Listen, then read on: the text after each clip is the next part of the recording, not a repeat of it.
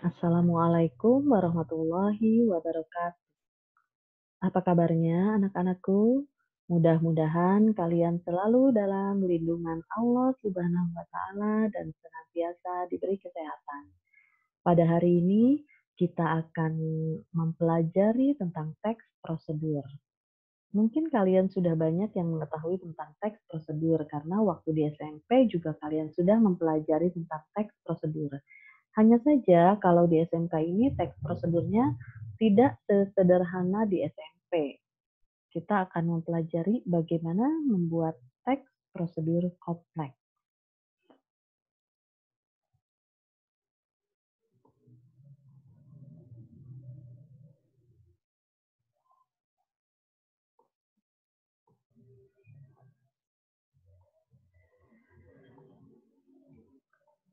Ya,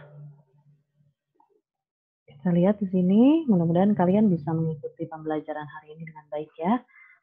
Teks prosedur kompleks pengertiannya adalah sebuah teks yang berisikan langkah-langkah atau tahap-tahap untuk melakukan suatu hal, baik melakukan kegiatan tertentu ataupun membuat sesuatu yang disajikan dengan urutan-urutan tertentu. Jenis teks prosedur itu ada banyak, tapi sekurang-kurangnya memiliki 3 macam. Di antaranya adalah sebagai berikut. Satu, teks bertema kebiasaan hidup, misalnya kiat hidup sehat, kiat belajar, menyenangkan, dan kiat sukses bertetangga. Yang kedua adalah teks bertema aktivitas tertentu, misalnya cara membuat bolu kukus, cara menanam jagung hibrida, dan cara memelihara kucing. Yang ketiga adalah teks bertema penggunaan alat, misalnya cara menggunakan laptop, cara menghidupkan motor bekas, dan cara menggunakan pisau cukur.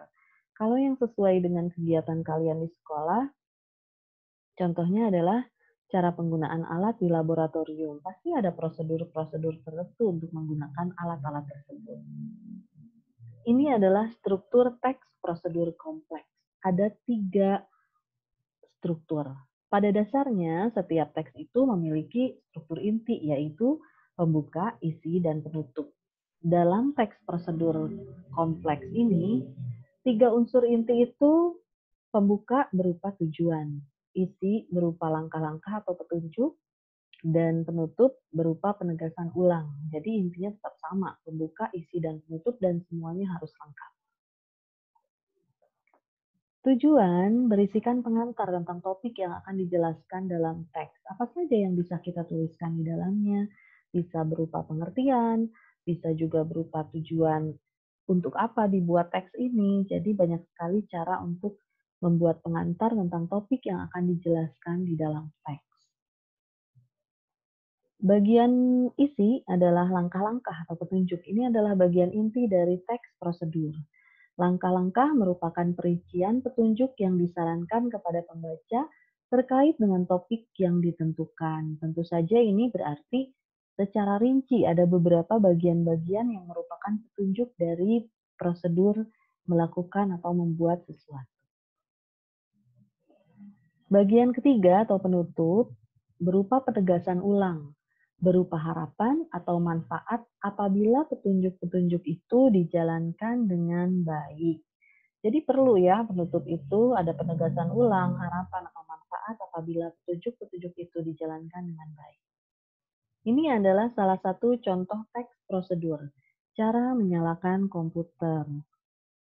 Komputer merupakan salah satu peralatan elektronik yang sering digunakan untuk memudahkan pekerjaan manusia.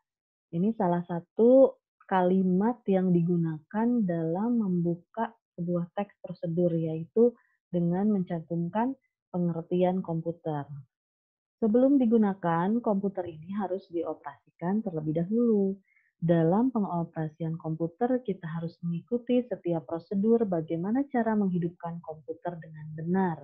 Nah, ini adalah tujuan dari dibuatnya teks, supaya yang membaca teks ini tahu bagaimana cara menghidupkan komputer dengan benar. Untuk menghidupkan komputer dengan benar, ikutilah langkah-langkah berikut. Lalu kita masuk ke bagian isi yang berupa langkah-langkah atau perincian dari sebuah prosedur. Di sini kita lihat ada 5 prosedur, ada 5 langkah-langkah maksudnya. Yang pertama, buka penutup layar monitor. Yang kedua, pastikan saklar yang menyediakan arus listrik terhubungkan. Yang ketiga, tekanlah tombol power. Keempat, komputer akan booting.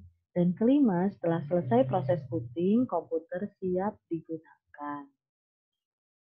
Apa yang kurang dari teks ini? Ya, betul sekali. Teks ini kurang bagian penutup. Ini hanya ada bagian tujuan dengan bagian langkah-langkah. Padahal bagian penutup adalah bagian yang penting dalam sebuah teks. Bisakah ini ditambahkan penutup? Bisa. Kita ambil dari kalimat yang terakhir dari komputer siap digunakan. Kita kembangkan menjadi satu paragraf. Misalnya, jadi kalau kita akan menyalakan komputer, lakukanlah langkah-langkah tersebut secara berurutan dan baik agar komputer siap digunakan. Itu bisa dijadikan sebagai paragraf penutup yang berupa penegasan ulang apabila kita melakukan langkah-langkah tersebut, maka tujuan kita akan tercapai. Begitu juga dengan paragraf yang ini, contoh dari teks prosedur, cara mematikan komputer. Kita lihat bagian pembuka yang berupa tujuan, di sini, lalu bagian langkah-langkah yang isinya adalah bagaimana langkah-langkah mematikan komputer dengan benar.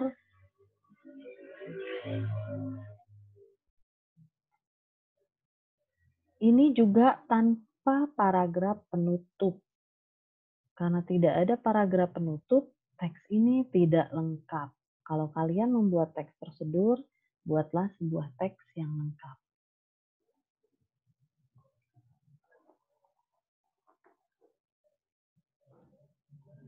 Setelah struktur, sekarang kita akan bahas tentang unsur kebahasaan teks prosedur. Unsur kebahasaan di sini ada 5. Yang pertama adalah kata kerja imperatif. Yang kedua, pernyataan persuasif. Yang ketiga, kata teknis. Yang keempat, konjungsi penjumlahan. Yang kelima, deskripsi alat. Ibu akan jelaskan satu-satu ya. Yang pertama adalah kata imperatif. Kata imperatif itu banyak menggunakan kata-kata kerja perintah imperatif. Jadi kalau kamu bingung, apa kata kerja imperatif? Padahal itu adalah kata perintah. Banyak menggunakan kata-kata kerja perintah adalah salah satu ciri-ciri kebahasaan dari teks prosedur kompleks. Kata kerja imperatif dibentuk oleh akhiran kan, i, dan partikel lah. Contohnya ini. Pastikan, tunjukkan, ceritakan, hindari, dan jadilah. Yang kedua adalah banyak menggunakan kata-kata teknis. Maaf ya. Banyak menggunakan kata-kata teknis yang berkaitan dengan topik yang dibahasnya. Kata teknis adalah diksi atau pilihan kata yang berkaitan dengan tema yang akan dibahas. Contoh tadi tema komputer. Kata teknisnya apa saja? Ada CPU, stabilizer, ada monitor. Itu adalah kata-kata teknis yang berkaitan dengan tema yang dibahas. Yang ketiga, banyak menggunakan partikel dan konjungsi yang bermakna penambahan. Apa itu partikel? Partikel dalam bahasa Indonesia menurut KBBI adalah kata yang biasanya tidak dapat diderivasikan atau diinfleksikan, mengandung makna gramatikal dan tidak mengandung makna leksikal, termasuk di dalamnya artikel, preposisi, konjungsi, dan interjeksi. Atau secara singkatnya, kalau partikel itu dia tidak bisa berdiri sendiri, dia harus bersanding dengan kata yang lain baru dia memiliki makna. Contohnya ini, partikel yang menyatakan ingkar, contohnya adalah tak. Partikel penegas, lah. Partikel tanya, kah, dan tah. Yang berikutnya adalah konjungsi penambahan. Yang termasuk konjungsi penambahan itu adalah dan, serta, lagi pula, di samping itu, selanjutnya. Ini banyak sekali digunakan dalam teks prosedur kompleks. Berikut ini adalah contoh kalimat konjungsi penambahan dalam bahasa Indonesia. Yang pertama, kami sekeluarga memutuskan untuk pindah dari rumah ini dan mencari rumah kontrakan sederhana di Jogja. Konjungsi penambahannya adalah dan. Yang kedua, konjungsi penambahannya adalah serta. Yang ketiga, di samping itu, dan keempat selanjutnya. Nanti kalian akan melihat beberapa contoh-contoh teks prosedur dan kalian bisa meyakinkan bahwa oh ya, konjungsi penambahannya memang banyak digunakan dalam teks prosedur. Yang keempat adalah banyak menggunakan pernyataan persuasif. Persuasif adalah jenis kalimat yang biasanya digunakan untuk mengajak seseorang melakukan sesuatu. Kalimat ini umumnya berisi tentang ajakan, himbauan, serta permintaan terhadap sesuatu kepada seseorang. Ini cocok sekali untuk teks prosedur karena teks prosedur itu tujuannya sebetulnya mengajak kita sebagai pembaca untuk melakukan sesuatu dengan benar, himbauan untuk melakukan sesuatu dengan tepat sehingga tujuannya bisa tercapai. Ini adalah ciri-ciri kalimat persuasif. Yang pertama, bersifat mengajak. Biasanya menggunakan tanda seru, karena mengajaknya juga kadang-kadang berupa perintah. Kalimat persuasif umumnya digunakan dalam bahasa iklan, slogan, himbauan, dan lain-lain, termasuk teks prosedur ini. Kalimat persuasi atau persuasif sering digunakan dalam bahasa promosi. Kalimat persuasi sering menggunakan kata-kata persuasif atau kata-kata mengajak, di antaranya ayo, marilah, dan lain sebagainya. Banyak ya, ayo, marilah, hendaknya, sebaiknya, gitu. Itu adalah kata-kata yang digunakan dalam sebuah kalimat persuasi. Ini contoh-contoh dari kalimat persuasif. Belajarlah dengan sungguh-sungguh. Mari kita hidup sehat dari sekarang. Misalnya yang pertama, belajarlah dengan sungguh-sungguh. Ini untuk teks prosedur bagaimana cara belajar yang baik. Yang kedua, mari kita hidup sehat dari sekarang. Ayo biasakan hidup sehat sebelum penyakit menyerang kita. Ini adalah contoh kalimat persuasif dalam teks prosedur bagaimana cara hidup sehat. Jadilah warga negara yang baik dengan membuat KTP. Ini bisa menjadi sebuah kalimat persuasif dari teks prosedur membuat KTP.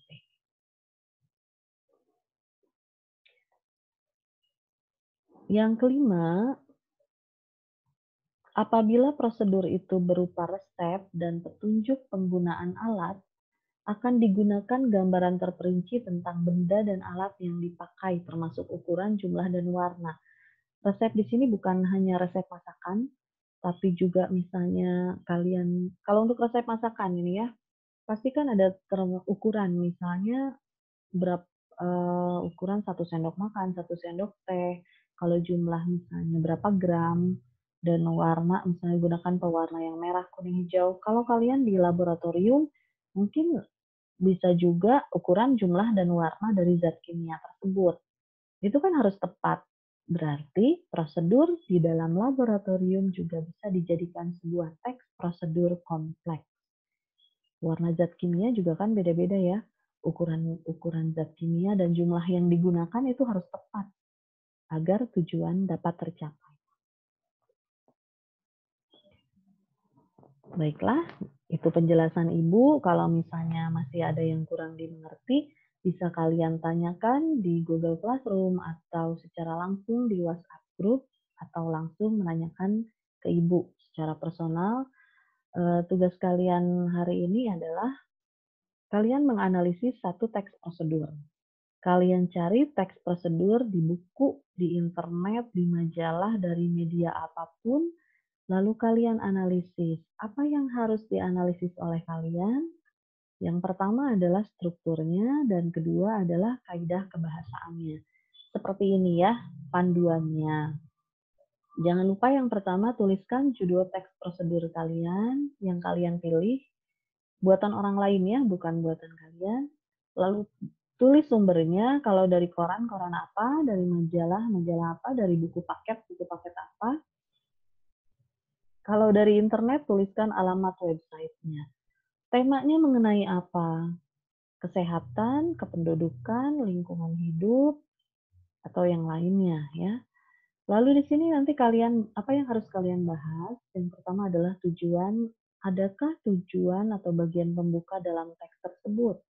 Kalau ada, jelaskan sudah tepat atau belum, apa kekurangannya, atau sudah bagus. Yang kedua, langkah-langkahnya sudah jelas belum, sudah tepat atau belum. Adakah bagian penegasan kembali atau penutup? Kalian bahas di situ dengan bahasa kalian sendiri. Boleh ada yang dikutip bagiannya dari teks prosedur itu. Yang berikutnya adalah kaidah kebahasaan. Silakan kalian bahas adalah adakah kata kerja imperatif, adakah konjungsinya, pernyataan persuasifnya, kata teknis, dan gambaran benda atau alat. Ya. Jadi kalau gambaran benda atau alat itu dibahas tidak tentang gambaran atau benda atau alat. Sebetulnya kalau untuk gambaran benda atau alat ini tidak selalu ada karena sesuai dengan teksnya ya, teksnya seperti apa, apakah di dalamnya membutuhkan gambaran benda atau alat atau tidak. Setelah kalian analisis struktur dan kaidah kebahasaannya, kalian buat simpulannya. Jadi menurut kalian simpulannya teks tersebut bagus atau tidak, lengkap atau tidak, dan perlu diperbaiki atau tidak. Kalau perlu diperbaiki, menurut kalian apa yang harus diperbaiki atau ditambah? Gitu. Lalu kalian tuliskan kata-kata sulit yang ada di dalam teks yang kalian pilih. Ada atau tidak kata-kata sulitnya? Maksud dari isi teksnya itu untuk apa dan arti penting teksnya menurut kalian untuk apa? Kalau kalian misalnya agak susah untuk membuatnya dalam bentuk tabel seperti ini, kalian boleh tidak usah membuatnya dalam bentuk tabel, tapi langsung berupa uraian-uraian. Yang paling penting adalah kalian melaksanakan tugas dengan lengkap sesuai yang Ibu tugaskan.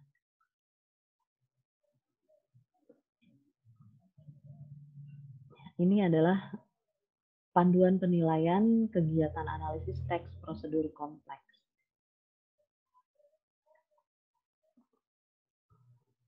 Kalau ini menyusun teks prosedur untuk minggu depan ya.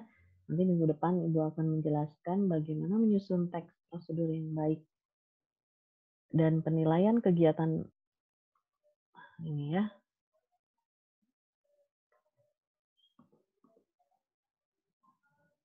Bagaimana menyusun teks prosedur yang baik? Yang pertama adalah menginventarisasi macam-macam kegiatan yang pernah atau dapat dilakukan. Yang kedua, menentukan tema kegiatan. Yang ketiga, buatlah kerangka dalam bentuk topik-topik kegiatan secara garis besar. Yang keempat, mensistematisasikan kerangka dengan benar dan mudah dipahami pembaca. Yang kelima, kumpulkan bahan-bahan yang diperlukan, lalu kembangkanlah kerangka karangan menjadi sebuah petunjuk yang jelas dan lengkap. Nanti tulisan kalian akan seperti ini, dan ini adalah panduan penilaiannya dalam membuat teks prosedur. Demikianlah penjelasan dari Ibu mengenai teks prosedur kompleks. Mudah-mudahan dapat dimengerti oleh kalian dan bermanfaat. Mohon maaf jika masih ada kekurangan. Kalau masih ada pertanyaan, bisa ditanyakan melalui WhatsApp group atau langsung ditanyakan ke Ibu.